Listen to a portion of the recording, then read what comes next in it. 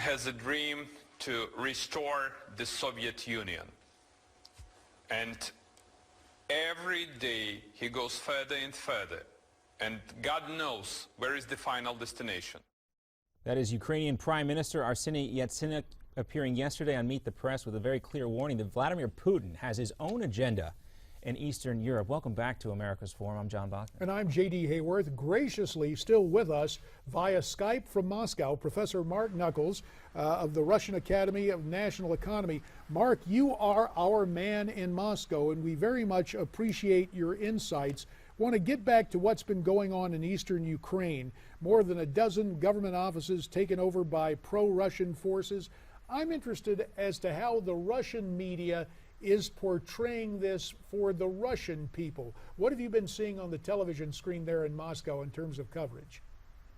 Well, the portrayal in Russian state media is that these are simple, decent, honest, patriotic Ukrainians who are afraid of a fascist junta that's been installed in Kiev by the United States government, and that they're simply trying to protect their own rights and to protect their own safety, when in fact it seems increasingly apparent that these takeovers have been organized by special forces sent by the Russian military. Now, in terms of what the Russian military has been up to, it may sound to some viewers as if there's a paradox. The laws of warfare, international law, to have the Soviet special forces in there insignia free is a violation of international law, but there has been some analysis of pictures of some of the Russians saying, hey, these guys are special forces. Does President Putin care anything about public opinion in Western Europe or the United States about this? I very nearly have to repress a chortle or a laugh at that statement or at that question, because I think Putin really doesn't particularly care about international opinion, particularly what Americans may think or the United States may think. And I don't think he particularly cares about international law. Now, and this brings back a number of things on the historical record. And I don't mean to have you play psychoanalyst here, but the disdain or the dismissal of American opinion, the dismissal of American leadership. I don't know if you were stateside when the comment was made on Mike a couple of years ago, right prior to the presidential election, when our President Obama was speaking with the outgoing Russian leader Medvedev, asking for some indulgence to have flexibility. How was that particular statement interpreted in the Russian Republic? Well, unfortunately, the Kremlin only understands the logic of force, particularly military force.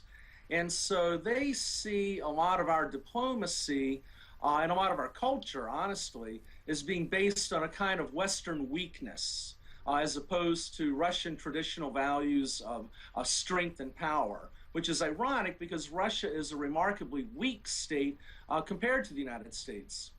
Well, obviously, attitudinally, when we see changes in our elected leadership and this type of effort at accommodation, what many of us would call appeasement, it's interesting to get your perspective on the Russians and how they only respect strength. And of course, that was a hallmark of American foreign policy as advanced by George Kennan in the post-World War II era. It was a bipartisan approach to what we called the Cold War, but now apparently is not in vogue, at least with the current commander-in-chief. We understand that, but I'm just very curious, if you don't mind me getting personal, Mark, about Sure. your time there in Russia, married to a Russian bride with Russian in-laws, teaching there at the university. How did that come to be for you? Did you have a lifelong fascination with the Russian Republic and go to study there as an exchange student? And now later in life, what was your perception before going to Russia, and what is the reality you found there now? Well, to be honest, I was always interested in Russia, and the first time I came here was in 1996, and I had been studying Russian language and Russian literature and poetry. And I remember about 10 minutes after getting off the plane and walking into the terminal in St. Petersburg thinking, oh my God, get me the bleep out of here. because at the time it was an incredibly chaotic, screwed up society with widespread poverty. Nothing worked properly. There was corruption and violence everywhere. And things have improved over the last 15, 16 years, but it's still a very coarse culture. And just to give you an example of the problems here, today I went to the store to buy 5 liters of drinking water because there's no city in Russia where you can safely drink water out of a tap. Wow. So still almost third world conditions there, which leads me to the next question. Maybe the answer is obvious. Do you get homesick for the United States on a regular basis?